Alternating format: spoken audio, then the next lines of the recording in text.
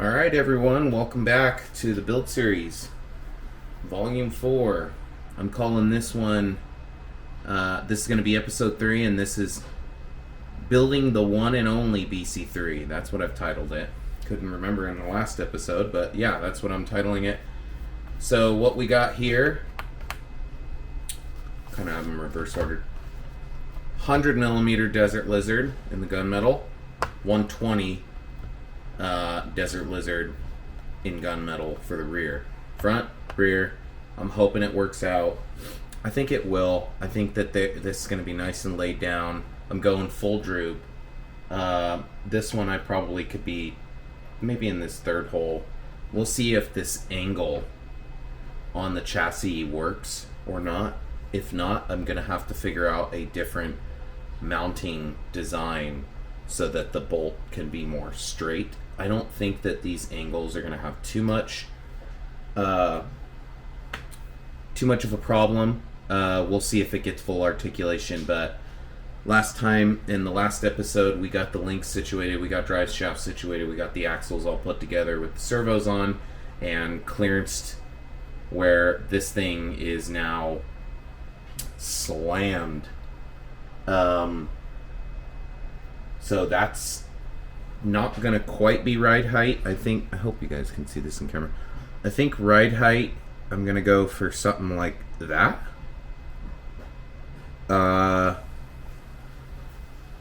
Yeah, it's definitely gonna be a few millimeters up, and that's gonna be at full droop. So the articulation, Anyway, this is just kind of here for display and just for kind of making the scene a little bit better. But I'm gonna get these shocks all situated. I'm kind of in trouble a little bit with my shock oil. I sure hope that that's enough. If it's not, I may have to go run down to Pegasus. Actually, let's see here. I don't even know if Pegasus is open today. If it's not, then I'm just kind of dead in the water. Okay, it's open today from 11 a.m. to 5 p.m., but it is closed Monday. They are not open Monday. So, if I run out of shock oil, and it's in the 35 weight Team Lozy, I'm sure they have that there in stock. If not, I would probably just drain whatever I get put in these things, throw that oil away, and then I would just start with a brand new oil with whatever I purchased from there, so that way it's all matched up and consistency is right. So yeah, I want to match brand and weight, and if I can't do that, then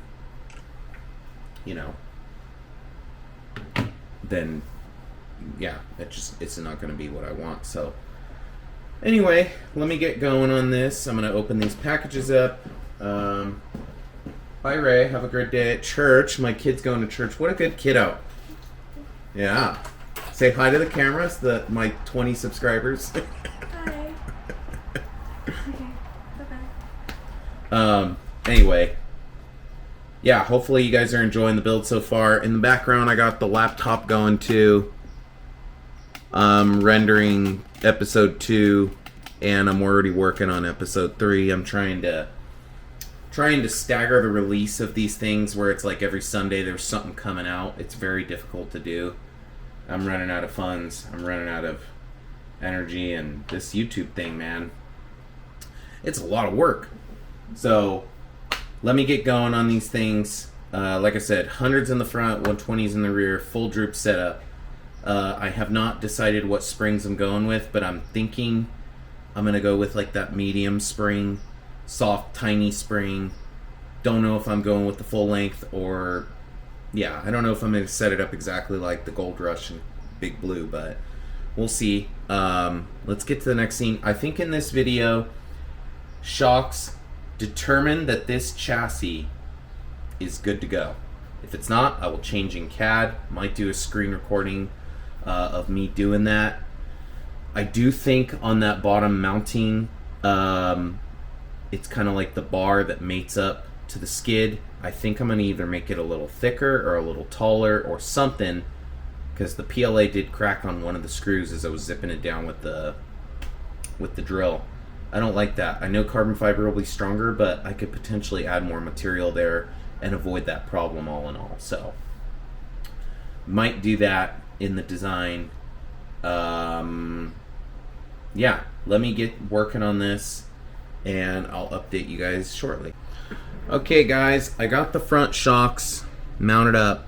Had plenty of oil for the front shocks. I don't know if I'm going to have enough for the rears. Here's what I'm dealing with. I have full articulation and it's fairly smooth, but the, oh my god, damn this tripod, it's driving me nuts. The shocks are kind of angled like this and a V downward, and then the angle of these plates is a little aggressive, and it's not that the shocks are bound up, but what I did notice is the PLA on this one started bending and it looked like it wanted to crack. Could have over tightened it. I don't know if this design that I have for mounting to the body is gonna work. You know, and then I'm at a point where if I design something else and I print it up in my carbon fiber like I want, it could be a guessing game as to whether or not is that going to work. So I'm a little bit at a crossroads. I don't think I can mount the shocks on the axle on the outside of the tab where they're meant to be mounted, because I think it will just pinch this a little too tight because of the angle of the front end and how it's mounted. I really don't know what to do here. I don't know if it calls for a design change or if I just print it the way it is and just send it. Like I said, it still has smooth articulation. It clears and everything's functioning. It wants to go up and down. Well, it's tight because it's got the full droop set up, but it's working. I just don't know if this needs to be addressed where I do a different design change or not. I'm up in the air. I'm up in the air with whether I just leave it alone. Man, I'm dropping this phone a million times with these stupid shorts I got on. I don't know if I leave it alone, print it in carbon fiber, and hope for the best. Or do a different design change, print it in carbon fiber. Because I'm pretty determined I want to print this in carbon fiber next. It doesn't really need anything else tweaked on it. This is like one little thing that I'm a little iffy on. I'm trying to think and brainstorm of some sort of tab mounting idea. I really don't know what to do here, guys. Like I said, I'm a little lost. Maybe underneath in the battery area. I think there's clearance. I could do a... Oh, jeez! Wow. Man. These sneeze attacks. I'm actually kind of getting a little bit of an idea here. On the inside of the cage, I could do a straight tab where the mounting point would be in here, and then I could just shift the shock back a little bit so it'd be more laid down.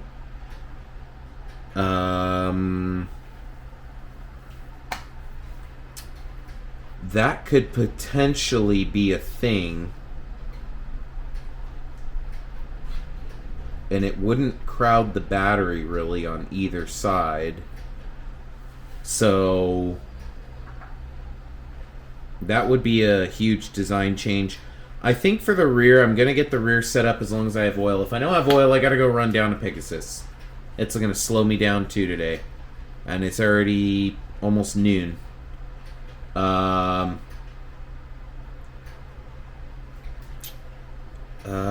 think the rear, the way I have it designed, it's the same kind of tab design, but I believe that it's a lot less aggressive angle. It's more straight, and I did put a cross brace in between here all the way, so I think that this will be plenty strong. Yeah, I'm a little lost. I kind of want to just send it just the way it is, and then if it ends up breaking during a test run or something, then that's just part of the build. Then that's just part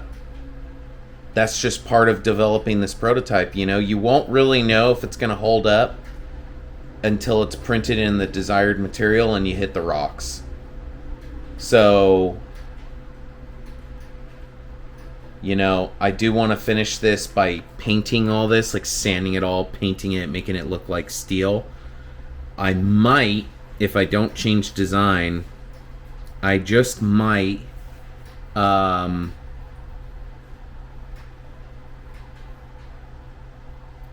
might do something where I put it all together on the carbon fiber and then test it, and then if it seems like it's holding up and it takes falls and rolls and this and that, I might just have to print a brand spanking new cage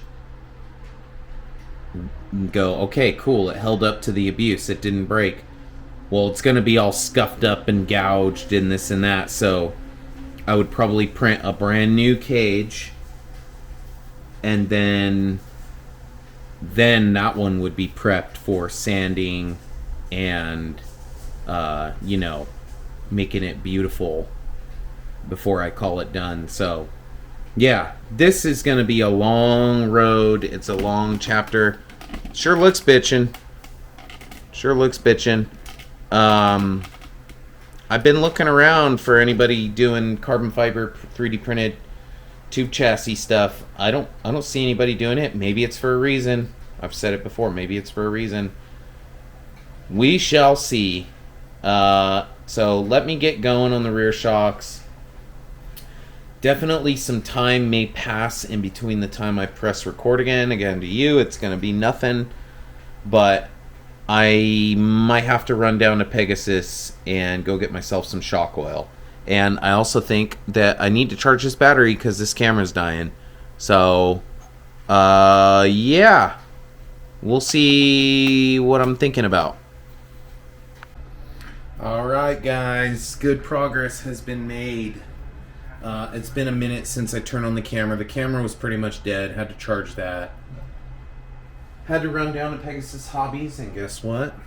Of course they had Team Losey, and I got 35 weight again. It's just what I'm going to run. What I've been running, and it's been working out for me, so I'm sure shock weight has a little bit to do with performance and whatnot. I have oil in my shocks. There you go. So everything's in the full droop. I have the medium short spring in the soft tiny spring in first, and then you put your little damper, your spring damper thing with the shaft, and then you slip on I slipped on a short medium spring after, and it's a little bit different than how I'm running Big Blue and the Gold Rush. I did a long spring, soft second, like the short tiny little one first, way up here, then imagine your little dampers in here, and then this was a long spring, soft for the Big Blue, and then a medium spring for the Gold Rush. And this style, I'm just trying something different, see if I like it. If not, I can always change it. I got a million springs and dampers and all sorts of stuff. I could really fine-tune the shocks, but I'd say they're good for now. As for the design of the tabs to mount the shocks, I think I'm going to leave them alone except for a couple things. All four corners, I'm going to go 1 millimeter thicker on top of the bar, just a little bit thicker. And on the front ones, I'm going to shift them about 10 millimeters forward. And that way you have more accessibility for a 100 millimeter shock in the front. And I also think it will take away a little bit of the aggressive angle that's going on. But long story short, everything fits perfect. It looks really, really good underneath. It's a super clean underneath. Absolutely just flat. And it's a low profile. I think it absolutely looks bitchin'. Couldn't be happier with how it's turning out. It just fought me a little bit. I think what we got going on is this was delivered today. Let's see if I can. Jeez. Okay. Yeah, it's the radio link. It's the 7-channel, and this is the RC6GS V3. So I have a receiver in here. I have a transmitter. I need to read the manual on that. And what I can do first is I could just get power to the Hobbywing Fusion Pro and tune it how I'd like it set up. And then I need to get in that transmitter and receiver, and I'm not going to hook up the steering servos yet. I'm just going to hook up I mean, I totally could do that, but then there's wires going everywhere, and I don't want to do that. I'm not going to hook up the steering servos. I am going to hook up the motor and the dig servo to the channel that I want it on, which I believe is going to be channel 4, something like that. I got to figure that out for the dig actuation, and I need to set those endpoints low. So I need to also figure out cruise control, because I'd like this under power, just under cruise control, and just be messing with the dig and see if it all works out and everything. So I do want to try and get some power to this thing. I think that's the next step, because the way this is perfect. Like I said, I'm going to go with this design. I'm just going to go a little thicker. The rear is perfect where it is. I don't want to touch the rear. I just want to shift the front forward, and then obviously my shock mounting hole will vary on where I end up. So yeah, let me turn off the camera. I got a full charge on this thing now. Uploading episode 2 to YouTube. It will be scheduled to come out, well, you won't know that because this video is coming out way after, but basically I'm staggering Sundays, so it should be coming out the 27th. So if you're in this video and you haven't watched episode 2, this is episode 3 that we're filming right now, or you haven't watched episode 1, go watch episode 1. Go watch episode 2, and go check out some of my other build series. I think you'd like what's going on if you're new to this. Yeah. That's what this channel is custom builds and a little bit of crawling. So, let me turn this camera off and get to work. I thought I'd show this just in case if anybody doesn't know what this is. So, Hobbywing, for their motors, or some of their motors, has a program card that you have to buy. And it plugs into the power unit right here, and you remove this little rubber plug that goes back in when you're done. Connect your battery, and when you press power, it should turn this thing on. Now, it might be kind of hard to see, but for the Quick Run Fusion Pro, which is what this decal is on the front, you have 13 different settings that could be changed. So when you're on here, running mode, right? Which it's value 1, meaning that you're on the setting 1. Forward, reverse, RPM matching. I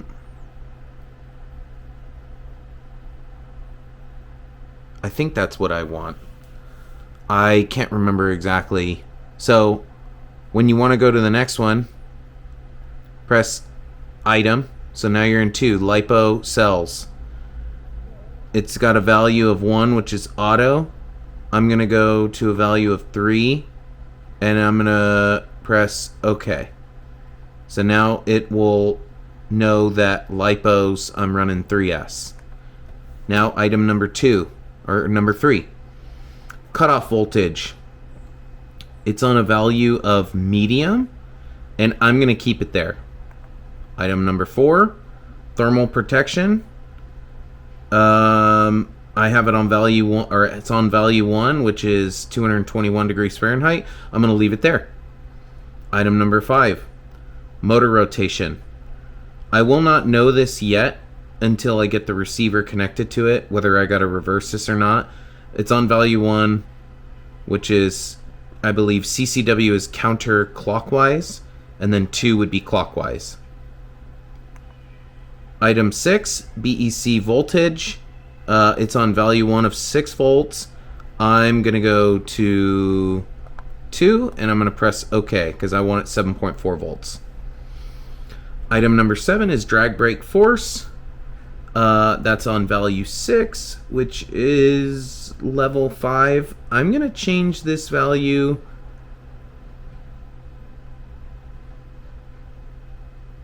to level 6, which would be value 7. I just want a little bit more drag brake. Okay, then you go 8. Drag brake rate. It's on value of 5, which is level 5. I'm going to go up 1 more on that too. Set that. 9. Max reverse force, it's on 4, which is 100%. I'm going to leave that. Oh, shit. Okay, 9, it's on 4, 100%. Now we're going to go to 10, max brake force. And it's on number 6, which is 60%. I'm going to go up 1 on that too. 11. RPM decrease rate is on level 1. I think I leave that alone. 12. Punch, it's on value of 5. I like that. 13. Neutral range is 8%. Value 3 is 8%. I can't remember what that means. Let me get there. They have a little... I can't remember everything, man. So, this is us learning together. Here we go. 13. Neutral range. As not all transmitters have the same stability at neutral position, please adjust this parameter as per your preference. You can adjust to a bigger value when this happens. I'm going to leave that alone. And now we're on 101, which was 1 is forward reverse RPM matching. When the throttle trigger is pushed from neutral to reverse area, the motor reverses immediately. Yeah. You don't want to hit brake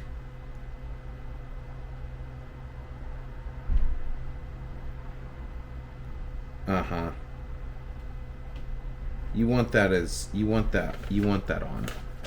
You want number 1 as number 1. 3S, cutoff voltage, medium. Really, The motor rotation's the last thing that I need to figure out.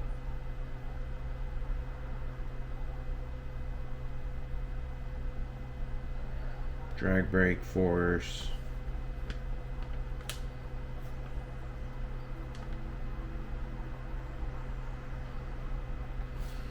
Yeah, we'll see if I like how this thing's working.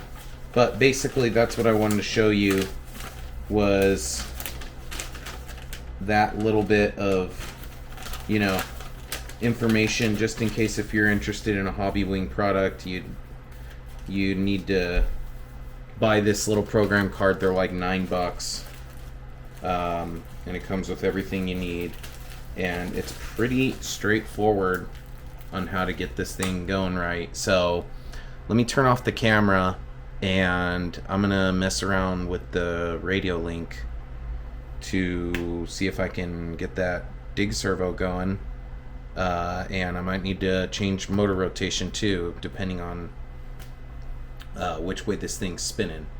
So it does have portals on.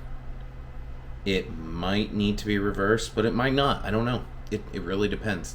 So, alright. Okay guys, I read through the manual of the RC6GS V3 radio link, and I'm not gonna lie, this thing's super nice. The only thing that's kind of lackluster is the little screen here is like, you know, it's completely like analog. It's not really fancy schmancy like a, you know, that Noble NB4 is super high end. It's almost like having an iPhone on a transmitter. This thing's going to be super nice. It's going to get the job done. I got it specifically for this VR knob. What I'm going to do is I'm going to 3D print a... I know you can go on the Capra store, that Capra Solution store or whatever, and buy a little $9 knob, so that way you could thumb steer like this.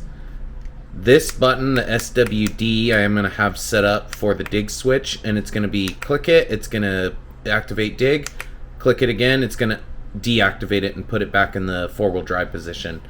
I'm going to have the SWA, this button up here, I'm going to have that for the rock lights, and it's also going to be, you press it, it's on, you press it, it's off.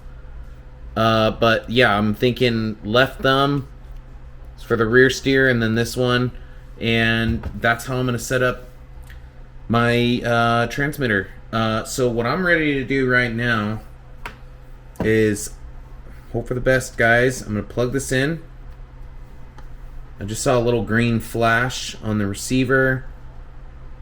I'm hoping that that light's green on there, because that means it's in like the standard power mode and it's not in some weird gyro mode. I don't need that. I was reading about that.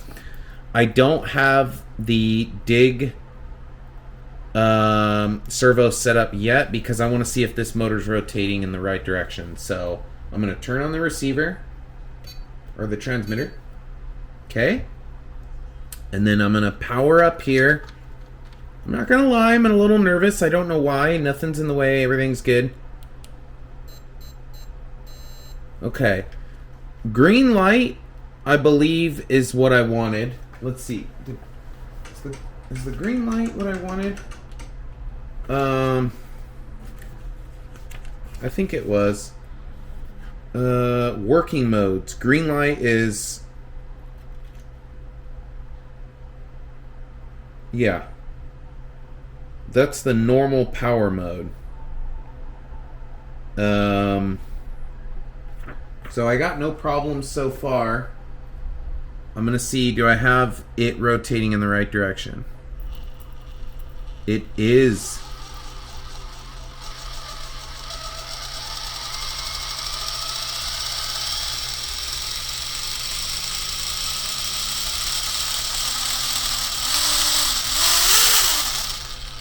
I don't want to go too wild with it, but it is rotating in the correct direction. So what I'm going to do here is I'm going to power this down. I'm going to unplug the battery just for safety. And you might be wondering what that little jumper is. That basically is like the is that? The power telemetry thing? Yeah, that's model battery voltage. So it will tell you when you're getting low on your transmitter itself. So that's what that little jumper is. I believe I got this right. What I'm going to be doing here is plugging it into channel 4, which is right there. And I'm a little nervous. I believe I have channel 4's endpoints shut down to 10%. Cool, I didn't need the program card anymore. That's awesome. I'm gonna turn this around and we're gonna get focused here on that dig servo, and this is what we want to confirm. I don't think I could figure out cruise control. I'm sure there's a way to do cruise control. I didn't read anything about that. Yeah, I gotta see if there's a way to do that.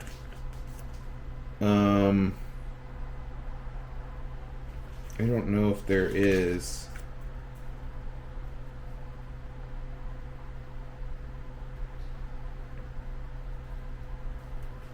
Not that I could see.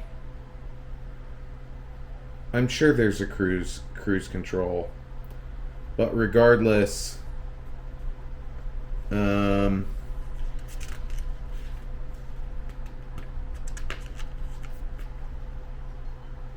know what?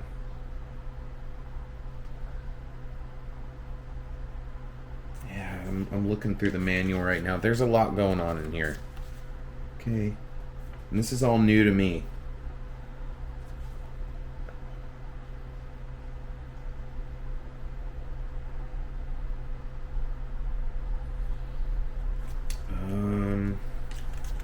Shoot, I'm not finding it. Idle up in the engine start. Use this function to improve the starting characteristics of the gas-powered car. That's not what I want. Cruise control throttle lock. In addition, this is good information. Here we go.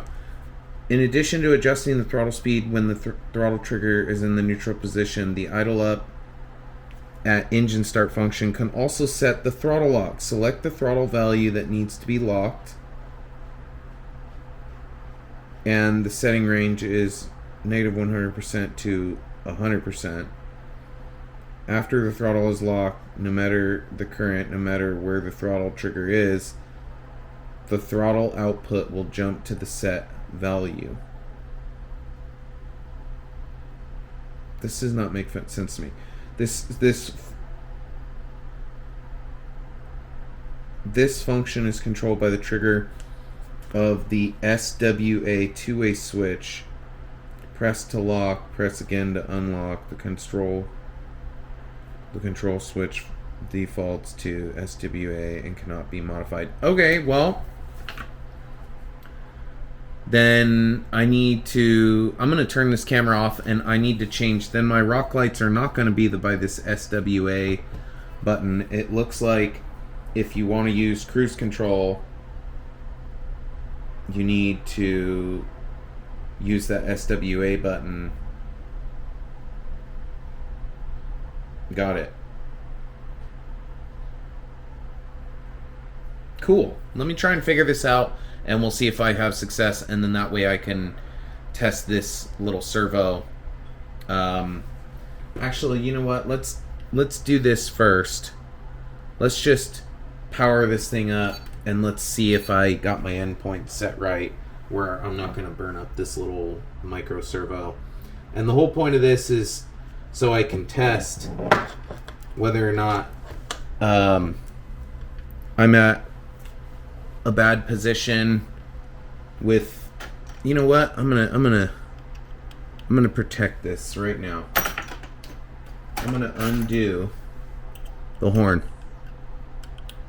I'm gonna undo the horn before I get power going to this thing. And once I take this off, Now we're good. Whatever happens, right? So let me turn on the power.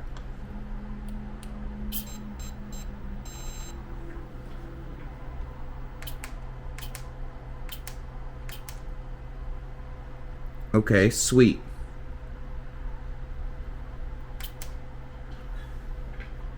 So that one was, I think that was rotating clockwise. Okay. That's in the fully forward locked position. So let me see if I can figure out how to adjust endpoints.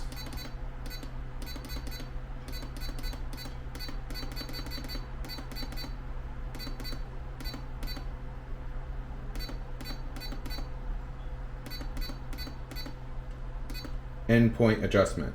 Enter there. Channel 4 is at 10% one way. I think it's this percent that needs to... Okay.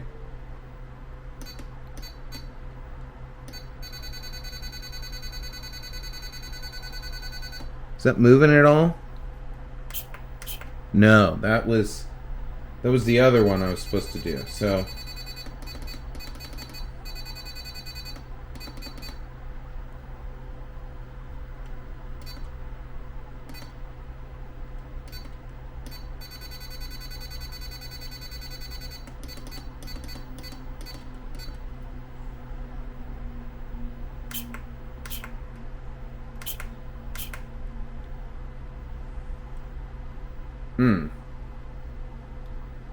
maybe I'm a little confused.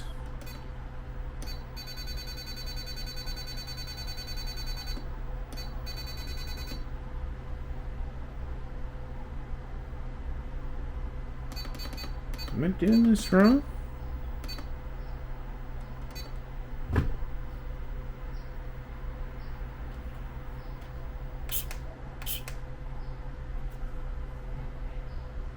I don't think I'm doing this right. This is all me trying to figure something out here, man.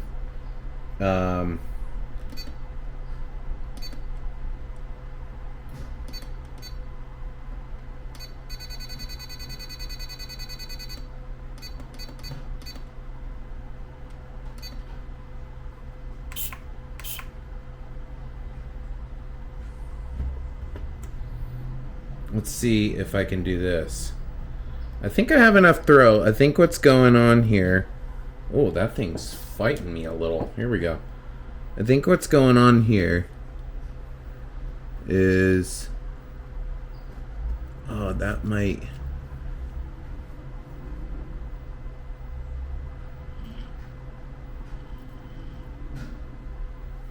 Oh, come on. See, that's a problem. There we go.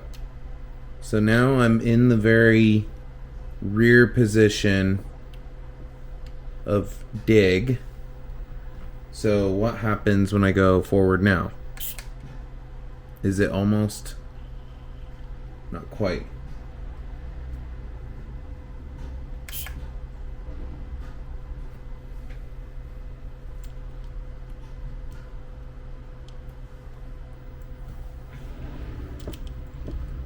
That thing locked up? Pretty much. Okay, now it's free, but it's not engaged. I can hear that servo fighting that.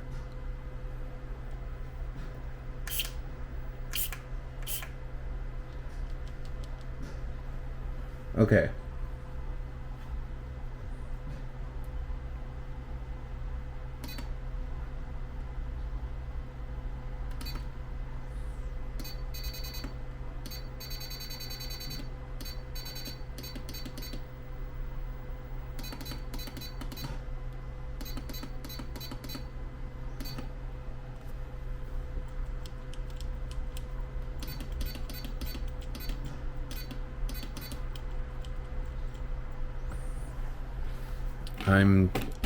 I think I'm getting what I want. That thing, So the rear is locked up. Okay. We're at 90-something%. Okay. And when the wheels are turning, this will lock into place and the servo won't be getting maxed out.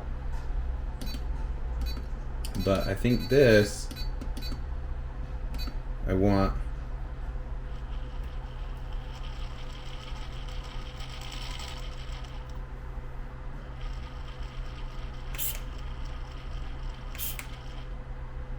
not enough. So enter there, go to 65%. Let's get a little throttle. It's kind of engaging.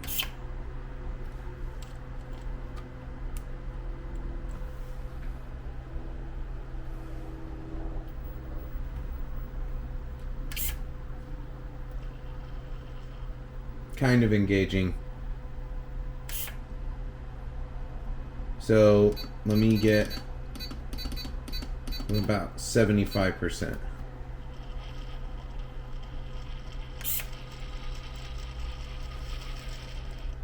Almost 100%, but not quite.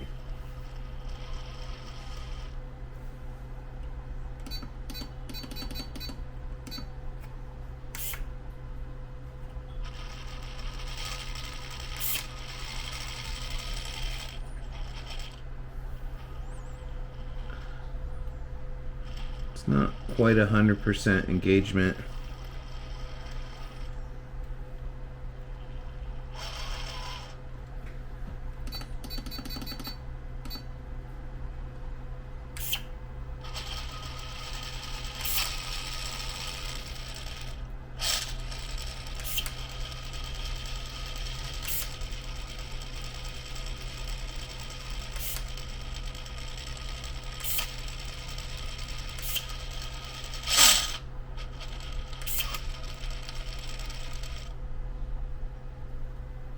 I think that's about it. I'll be able to adjust that more when I'm actually testing this thing, but I'm almost certain that's pretty much what we want. So this thing's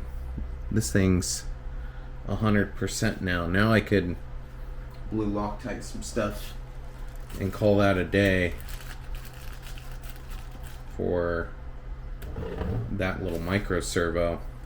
Those two screws, the one on the horn on the bottom and the one that goes into the threads on the servo, I'm going to put just a small dab of some blue Loctite and I'm going to cinch it down.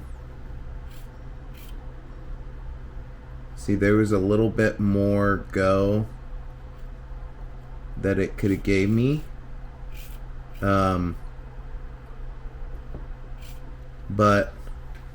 it was engaging. I just don't know if it was fully engaging. To be determined. I know that lever needs to go forward, but I'm not worried about it right now. I mission success, in my opinion. So, there we have it. I know I'm just rambling. It's hard for me to talk and think at the same time. Like, some people on YouTube are really good at working and doing what they want to do at the same time. I am not.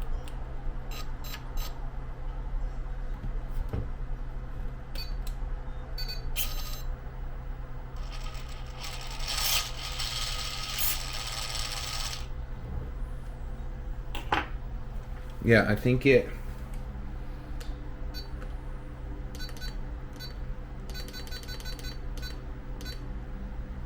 needed a little more. I think it needed a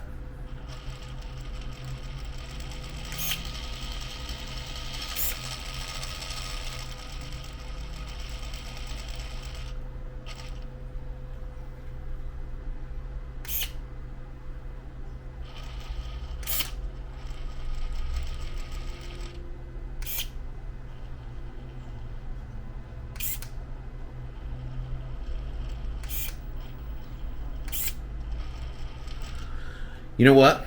We're just gonna keep it where it's at.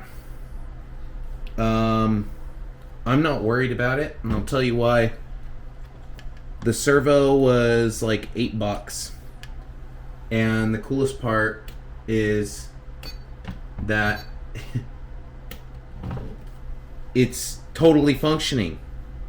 So, worst case scenario, I already have the mount created.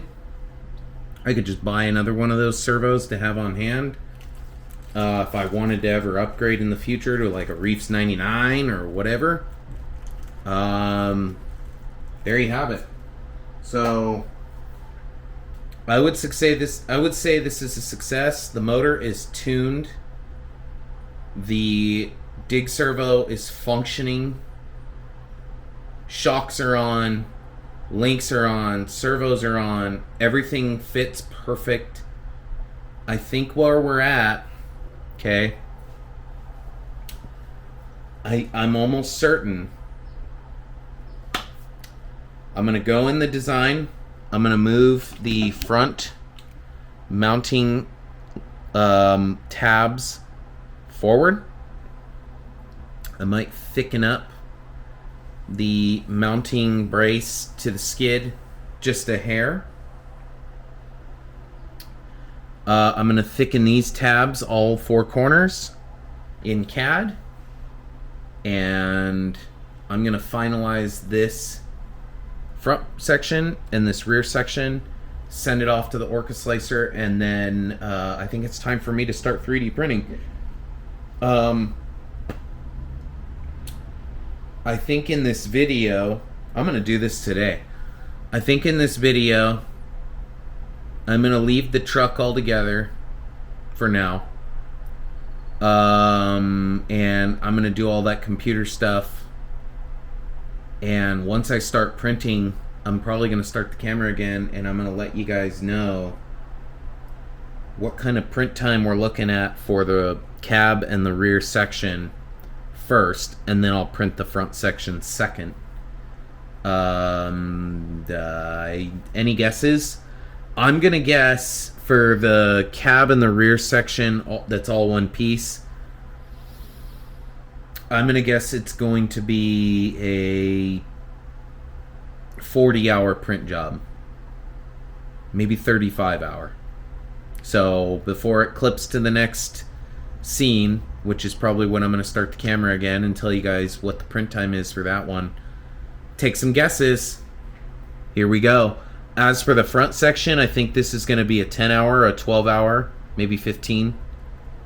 Has to print really slow on carbon fiber, PETG, to get good quality. And I got the filament drying right now. The filament has 1 hour left to dry, which will probably give me enough time to do everything I need to do in the computer. And dude, I'm stoked, guys. Aren't you freaking stoked where we're at? Look at how much has been completed and accomplished. Yeah. I mean, you 20 viewers out there, you guys are the you guys are the reason why I'm doing this.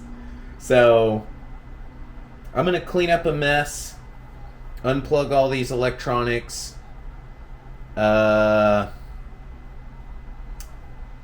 and next time I start this thing, I gotta let that filament cool down before I print with it, so probably can't start printing for an hour and a half, but it's gonna be a while in the SORRCA slicer to get everything correct, and then get in CAD and adjust some things and stuff like that. So I got quite a bit ahead of me. My laptop's a little occupied right now. It says uploading 15%. It's been going for hours to upload episode 2, and it's only got 15% completed, so that's going to take forever. I'm just going to have that going in the background. Yeah. Progress has been made. I really like this radio link. It's kind of an old school vibe that I get from it. It also the logo kind of reminds me of Radio Shack. Everybody remember Radio Shack? If you're from my time, right? Dude, Radio Link, Radio Shack, did they rip that off China? China. Made in China. I hope that doesn't offend anybody. I'm just trying to be funny. Yeah, let me get a bunch of stuff cleaned up. And when you see the camera going again, you're probably going to hear that Creality K1C doing its C, hence the letter C in the K1. Carbon. I have yet to print carbon fiber. And there's some people like, oh, you have to get build plate so-and-so for carbon fiber. I'm going to run it and just try and print on the build plate A, which is the smooth build plate. And I'm going to put the glue down, and I'm going to hope for the best. If I need that other build plate, then you know what? It's just the way the cookie crumbles. Just the way it is. So, yeah, let me turn this camera off. I'm sure I'm annoying people. Holy shit. 25 minutes of me talking. Let me turn this thing off. Okay. Episode 2. Still uploading. 33%. Truck, because I love it. Sitting right there. Yeah. Desk all cleaned up. And here we are. This thing's going to work. And it's printing the first layer. Total print time. I don't know what you guys were guessing. I was way wrong, way off. So to print this thing with 100% infill with the PETG carbon fiber and slowing it way down, we're talking everything's pretty much at 50 millimeters a second. It only added about 2 hours to the total print time. We're at 12 hours and 9 minutes is what it's predicting to print this. Not bad. I was expecting a lot longer. Now there's a part of me that kind of wants to offer this for sale in a kit on my Etsy. To be determined. We don't know, but that print time, if everything's successful, that's going to be sweet. So I will update you guys when this thing starts printing a little further. I started it at 5:30, so if it's a true 12-hour print time, this might finish before I head off to work tomorrow. So we'll see. Stay tuned. Well, I had to restart. Once it got past layer 3, I screwed up in the print settings on the SORRCA slicer, and the model fan speed was just at 5%. I don't know how I did that. You need like a minimum of 30% with no side fan speed. So I resliced it, and I'm hoping for the best here. It should be exactly the same way as it was printing before, except for I'll have, you know, if it's a less than 50 second a layer, it will run at 30% fan speed, model fan speed, which is just that little fan that's in that hole. And what that does is that cures the layers so you have better layer adhesion and things like that, and it causes less warping, stuff like that. At 5%, although I had good success where I was at, which was probably layer 10, layer 12, layer 14. I know if I kept pushing it and I kept going, it wasn't going to end up good. Yeah. So now it's 6:25 p.m. So this will finish after I take off for work, which sucks because then it's just going to sit here all day. And I think it makes it really hard for the supports to be removed when it sits and it like, yeah, it's not ideal, but you know what, man?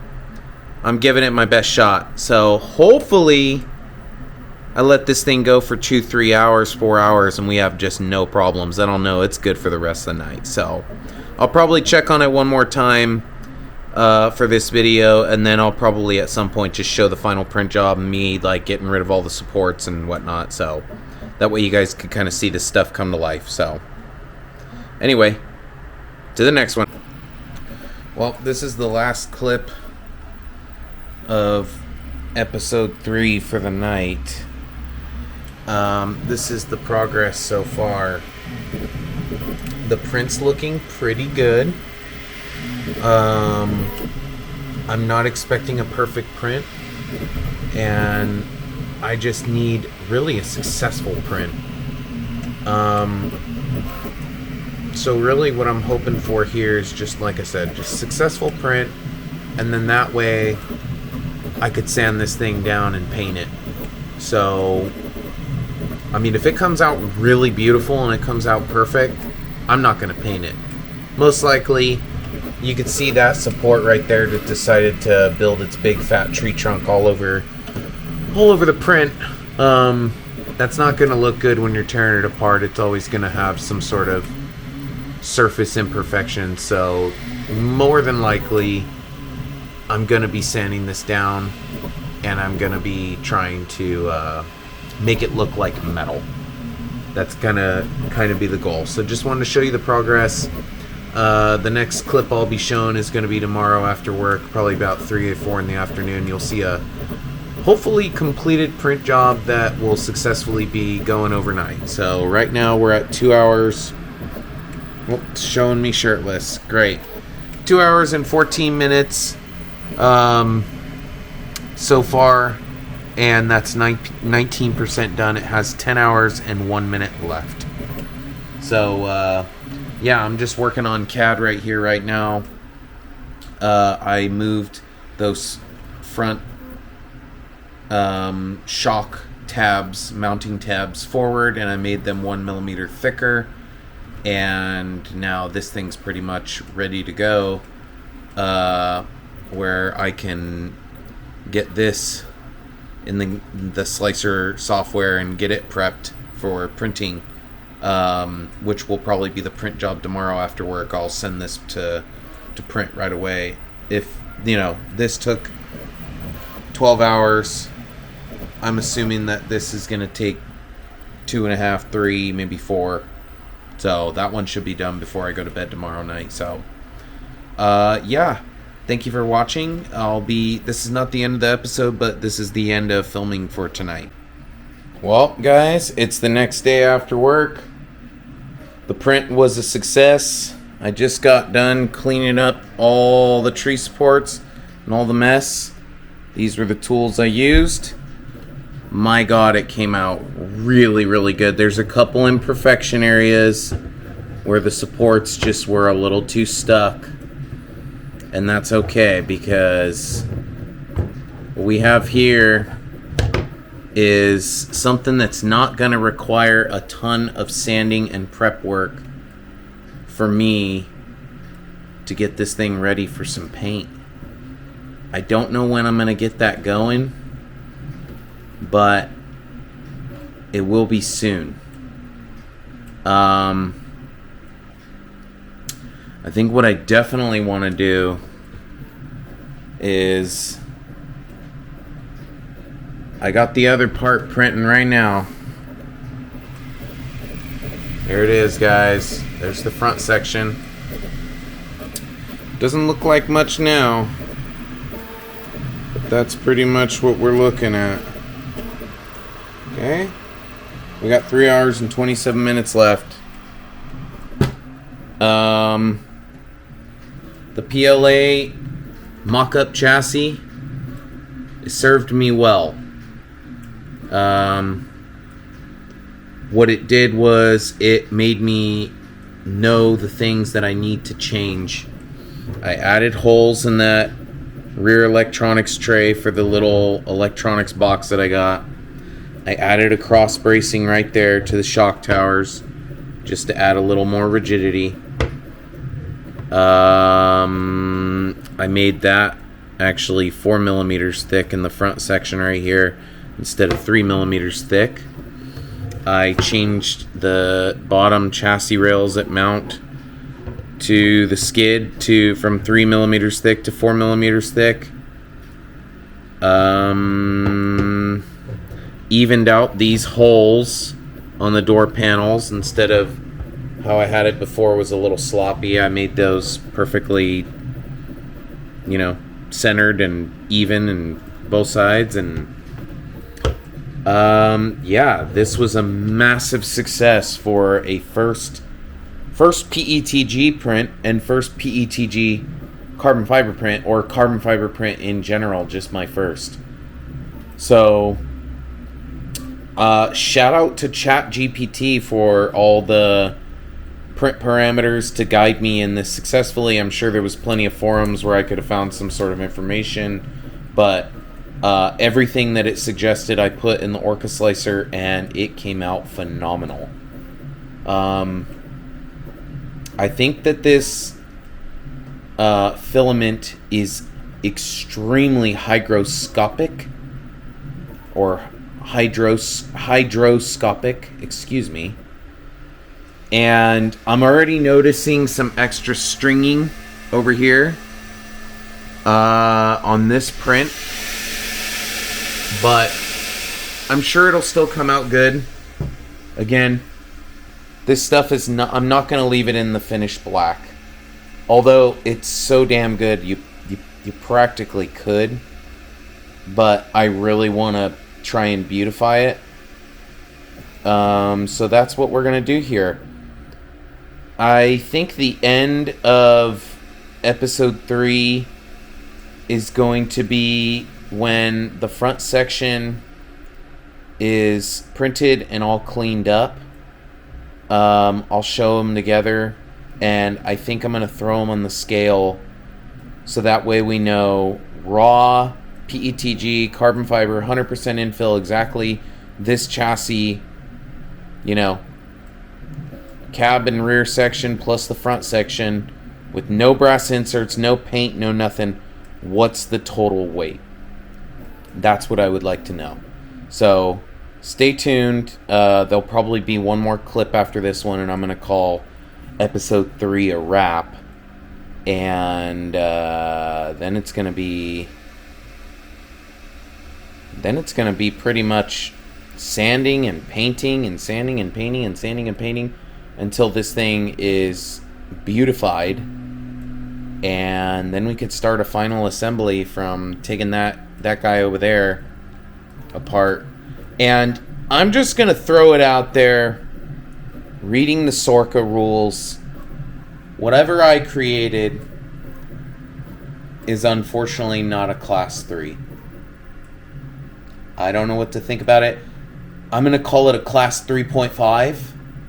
And the reason being is because I went for such a stretched out long wheelbase. I think you could see it if anybody knows those SORRCA rules. The body, the tube chassis, does not align with the wheelbase or the axle housing. Okay? The axle housings are shifted forward and rearward, where the entire body is within the wheelbase. Potentially, there's a good chance that if I do enter this into a local competition, they might not turn me away, or they may go, you know what, dude, we have an outlaw class, or we have a super class, that's what this is going to qualify for. If that's the case, then whatever, class 3.5 it is, class outlaw, class super, whatever you want to call it. I created a thing. Okay, for me, this is a class 3. Again, we'll call it class 3.5. Just to say, you know, it's a little bit more than that. I'm hoping that competitions don't pay attention to that and don't turn me away, because I would like to enter this and do class 3. So, just a thought, if you've paid attention this long, I'm sure maybe that, you know what, maybe I'll get a comment. I don't get comments, but maybe I'll get a comment like, dude, that's not a class 3, man. You know what? You might be right. You might be right. Somebody also might say, that's not a 10th scale, man. Hey, maybe it's not. You know, maybe it's a 1/8, and I just don't even know it. I don't know what the Helaman wheelbase is, but this is 14 1/4 inch, which is a ton of millimeters. Way more than 313 or 320 or 330. Okay? I think it's like 360 something. So this is what we're creating. This is a final frame. Again, I'm thrilled with this frickin' print job, guys. And it's light, very lightweight, and strong. I could feel the difference between the PLA and this. This is really, really strong. I hope it's not super brittle. I don't think it's gonna be. But yeah, you could see the variations. Okay? Look at, that's what we're started with. This is what we're ending with. That was real close to what we're ending with, but just a couple tweaks. Little few tweaks on the front section. But there you have it, guys. If I'm proving something and this holds up to the abuse and doesn't break, guys, go get in some CAD software and design yourself a tube buggy and learn how to 3D print it. This could be a thing. I don't have a means of brazing a chassis together and making it out of metal. I would love to do that frickin' Rockabilly Harley Designs, that Josh guy. I would love to do what he does. I don't have a garage with the capabilities of doing that. I don't have the tools. What I have are the tools that are on this desk and in that drawer, and this is what I've got. So there you have it, folks. I really hope you're enjoying this. I'm gonna go take a hot shower. I'm gonna eat some good food, and I'm gonna enjoy some Crawler Canyon. I gotta clean up this mess too. I'm gonna enjoy some Crawler Canyon. He's doing the Jolly Green Giant stuff. Fucking 6x6. Wicked build off. He's pumping out episodes too, like multiple episodes a day. That's what I'm gonna do, is I'm gonna chill while this print is going, and then when it's done, I'm gonna finalize this episode. Alright, this is gonna be a wrap on today's video. Successfully printed the front section, but I will say this: I think that filament's extremely hygroscopic. I think that it totally absorbs moisture rapidly because it sat out for the day. I dried it for this first print. This print came out really clean. This is the same print settings on this one, and it was stringy. The tree supports sucked. This was a mess. This was really hard to clean up. And as much as I would like to just keep it in the raw PETG carbon fiber form, I believe it is 100%. I'm going to be going with a paint job. And I think it's going to come out amazing. All this rough stuff that you see on here is going to get sanded down. It's going to be perfectly smooth. Yeah. Come along for the ride. Watch this one come to life. All I got to do is, there was little holes that I put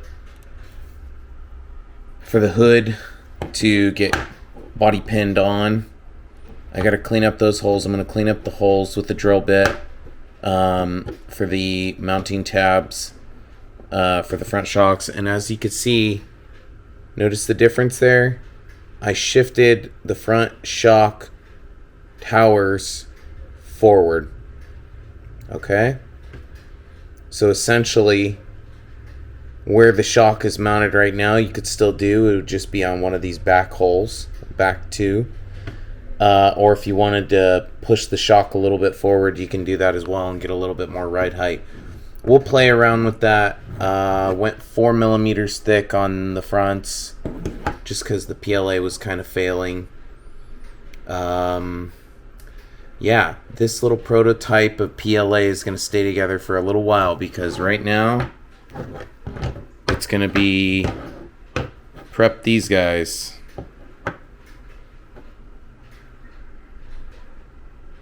Sweet. It feels really, really strong. I'm not just saying that. It actually feels tough.